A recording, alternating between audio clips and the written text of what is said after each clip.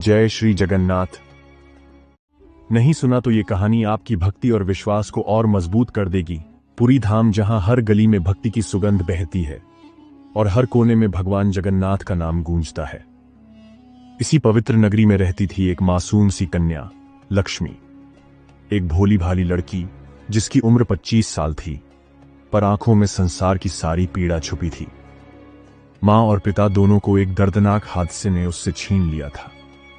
न कोई सहारा, न कोई संबंधी, सिर्फ एक छोटी सी टोकरी जिसमें हर सुबह वो फूल सजाकर पूरी मंदिर की सीढ़ियों पर बैठ जाती थी। भीड़ आती दर्शनार्थी फूल खरीदते, पर किसी की नजरें लक्ष्मी के दिल का हाल नहीं पढ़ पाती। हर दिन की शुरुआत मंदिर के दरवाजे से होती और हर शाम का अंत उसी सीढ़ी पर एक ही दिशा में देखती लक्ष्मी की और एक ही अरमान से भरी उसकी प्रार्थना। प्रभु, सब कहते हैं बिना पिता के कन्या का विवाह नहीं होता। अगर भविष्य में आपने चाहा तो क्या आप मेरे पिता बन सकते हैं? ये उसका रोज का सवाल था। भगवान जगन्नाथ से सच्चे मन से, डूबे हुए भावों से। लोग उसे कभी पागल कहते, कभी दया दिखाकर सिक्का डालते, तो कभी अनदेखा कर आगे बढ़ जाते। पर लक्ष्मी को परवाह नहीं थी। उसका विश्वास अडिग था। वो जानती थी इस धरती पर सब साथ छोड़ सकते हैं, पर भगवान जगन्नाथ कभी अकेला नहीं छोड़ते। और फिर एक दिन कुछ ऐसा हुआ जिसने न सिर्फ लक्ष्मी की दुनिया बदल दी, बल्कि पुरी धाम को भी चमत्कार दिखा दिया। कुछ लोग ताना कसते हुए गुजरते, अनाथ है, कन्यादान कौन करेगा इसका? इसके तो अपने भी नहीं है। ये शब्द तीर बनकर उसकी मासूम आत्मा को चीरते। कभी कोई जोर से हंसता, जैसे लक्ष्मी की पीड़ा तमाशा है, लेकिन लक्ष्मी चुप थी। हर बार वो हल्के से मुस्कुरा देती, जैसे सब कुछ सहने की आदत बन चुकी हो। पर उसकी आंखों के कोनों में छुपे आंसू हर शाम चुपके से बह जाया करते थे।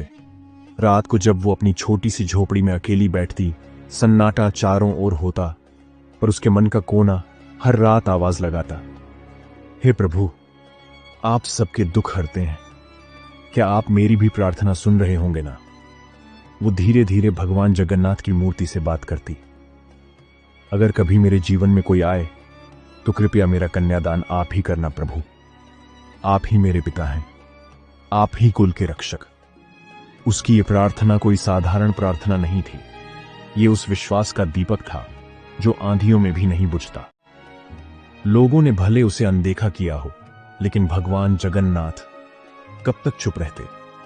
क्योंकि जब कोई भक्त सच्चे हृदय से पुकारता है तो भगवान स्वयं चलकर आते हैं। वो एक साधारण सुबह थी, पर लक्ष्मी को क्या पता था कि उसकी किस्मत के पन्नों में आज कुछ नया लिखा जाने वाला है। पूरी मंदिर की पावन सीढ़ियों पर फूल बेचती लक्ष्मी रोज की तरह बैठी थी। माथे पर चंदन, आंखों में श्रद्धा और मन में वही प्रश्न, क्या प्रभु कभी मेरी सुनेंगे? उसी भीड़ में एक युवक आया, सादा धोती, हल्की दाढ़ी, माथे पर भस्म और आंखों में सच्चाई की चमक। नाम था अनंत। वो दूर एक गांव से पूरी धाम दर्शन करने आया था। किसान था, लेकिन पढ़ा लिखा और ईमानदार मेहनत को पूजा मानता था। जैसे ही उसने लक्ष्मी से फूल खरीदे, उसे कुछ अजीब सा अनुभव हुआ, जैसे ये पहली बार नहीं था। लक्ष्मी की आंखों में छुपा सूनापन और उसके चेहरे पर फैला शांत तेज उसके दिल को भीतर तक छू गया। वो बिना कुछ कहे चला गया, लेकिन अगले दिन फिर आया, फिर तीसरे दिन भी, और हर बार सिर्फ लक्ष्मी से ही फूल खरीदता। लक्ष्मी अब घबरा गई। वो गुमसुम बैठी। लड़की अचानक थोड़ा झुंझला उठी। शब्दों में डर भी था और गुस्सा भी। आप बार बार आकर क्या देख रहे हैं? कुछ क्षण खामोशी रही, फिर अनंत ने बड़ी शांत आवाज में उत्तर दिया, कन्या नहीं देख रहा, भक्ति देख रहा हूं। वो विश्वास जो इस पूरे संसार को झुका सकता है। लक्ष्मी स्तब्ध रह गई। उसने पहली बार देखा था कोई ऐसा जो उसकी शक्ल से नहीं, उसकी आस्था से प्रभावित हुआ हो। पूजा समाप्त होने के बाद वो सीधे मंदिर के पुजारी के पास गया। पंडित जी, ये कन्या क्या विवाह योग्य है? पंडित चौंका। फिर उसकी आंखों ने अनंत की आंखों में वो ईमानदारी देखी जो अब दुर्लभ थी। उधर लक्ष्मी सब सुन चुकी थी। वो धीरे धीरे आगे आई। उसकी आंखों में कोई खुशी नहीं थी, सिर्फ गहरी चुप्पी। उसने नजरें झुका ली और कांपती आवाज में कहा, मैं अनाथ हूं, न कोई भाई, न पिता, पर यह समाज मेरे पिता के रूप में मेरा कन्यादान नहीं करेगा। उसकी आवाज में पीड़ा नहीं थी, हार थी। जैसे उसने पहले ही मान लिया था कि समाज उसके लिए दरवाजे बंद कर चुका है। लेकिन अनंत बस मुस्कुराया और आगे बढ़ा और शांत स्वर में बोला, अगर तुम मानो तो कन्यादान कोई इंसान नहीं करेगा, स्वयं भगवान जगन्नाथ करेंगे। लक्ष्मी ने उसकी ओर देखा। उसकी आंखों में कोई दया नहीं थी, सिर्फ श्रद्धा और संकल्प। पहली बार किसी ने उसे अपवित्र नहीं, पूजनीय समझा था। और वहीं दूर मंदिर के भीतर भगवान जगन्नाथ मंद मंद मुस्कुरा रहे थे, क्योंकि वो जानते थे अब कहानी सिर्फ फूलों की नहीं रही। अब ये कहानी बनने जा रही थी विश्वास और वरदान की। कुछ दिन बीते थे उस मंदिर की मुलाकात को, पर अनंत का संकल्प हर दिन और मजबूत होता गया। उसका प्रेम वासना नहीं था, श्रद्धा थी। लक्ष्मी की भक्ति को देखकर उसने तय कर लिया था, वो केवल उसके साथ जीवन बिताना चाहता है और नहीं चाहता कि इस पवित्र बंधन पर समाज की कोई उंगली उठे। और फिर एक दिन पुरी मंदिर के पुजारी के पास एक अद्भुत प्रस्ताव पहुंचा। पुजारी जी, मैं लक्ष्मी से विवाह करना चाहता हूं, पर मेरी एक शर्त है, कन्यादान कोई साधारण व्यक्ति नहीं करेगा। कन्यादान स्वयं भगवान जगन्नाथ करेंगे। पुजारी के हाथ कांप गए। कुछ पल तक वो कुछ बोल ही नहीं पाए। उन्होंने सोचा, क्या ये युवक मोह में पड़ गया है या सच में ईश्वर को पुकार रहा है? लेकिन जब यह बात गांव में फैली तो जैसे आग लग गई। लोग जोर जोर से बोलने लगे, क्या ये पागलपन नहीं है? भगवान कन्यादान करेंगे? क्या ये कोई नाटक है? किसी अनाथ लड़की के लिए इतना हंगामा क्यों? जगन्नाथ भगवान को जमीन पर क्यों खींच ला रहे हैं? किसी ने अनंत की भक्ति नहीं देखी, किसी ने लक्ष्मी की पीड़ा नहीं समझी। सिर्फ ताना, मजाक और उंगली उठाने वाले सवाल। लेकिन अनंत न डगमगाया, न झुका। उसने एक ही बात दोहराई, जिस दिन भगवान कन्यादान करेंगे उसी दिन मैं विवाह करूंगा, वरना जीवन भर ब्रह्मचर्य में रहूंगा। लक्ष्मी ये सब चुपचाप देख रही थी। उसके मन में फिर वही डर, कहीं ये सब मेरी वजह से अनंत को समाज ना निगल जाए। पर इस बार उसके आंसुओं में कमजोरी नहीं थी।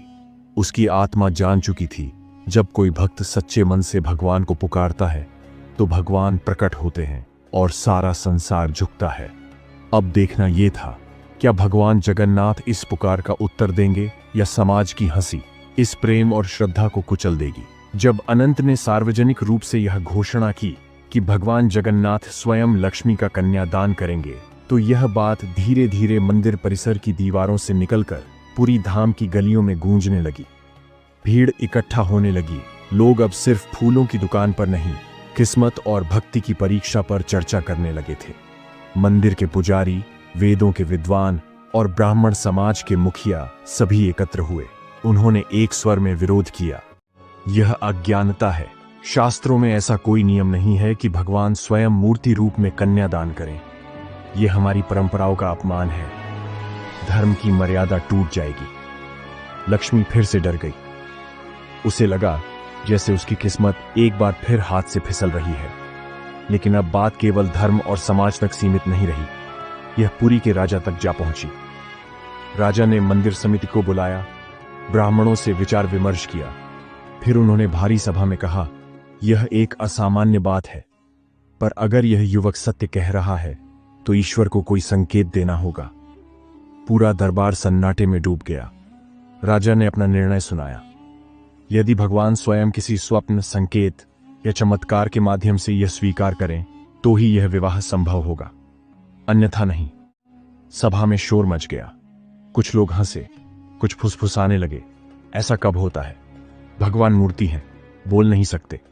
पर अनंत शांत खड़ा रहा। उसकी आंखों में विश्वास था और होठों पर मौन, क्योंकि उसे यकीन था, जब मन सच्चा हो और उद्देश्य पवित्र तो ईश्वर न केवल संकेत देते हैं बल्कि इतिहास भी बदल देते हैं। पूरी धाम की वो रात किसी साधारण रात जैसी नहीं थी। मंदिर में सन्नाटा था, पर हवा में कुछ अलग था, जैसे ईश्वरीय उपस्थिति मंदिर की हर ईंट में समाई हो। उस रात मंदिर के प्रधान पुजारी गहरी नींद में थे, पर उनका मन जाग रहा था। अंदर ही अंदर कुछ घटने वाला था, कोई अलौकिक स्पर्श आने वाला था। और फिर स्वप्न में भगवान जगन्नाथ प्रकट हुए।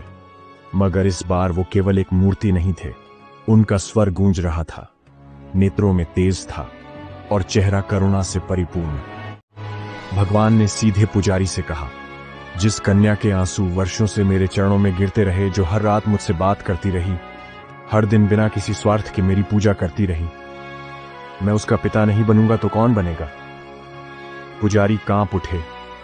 ये कोई साधारण स्वप्न नहीं था, यह तो ईश्वर की वाणी थी।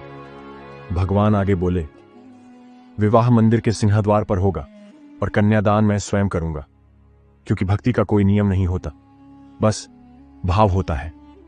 ईश्वर का निर्णय घोषित हो गया था।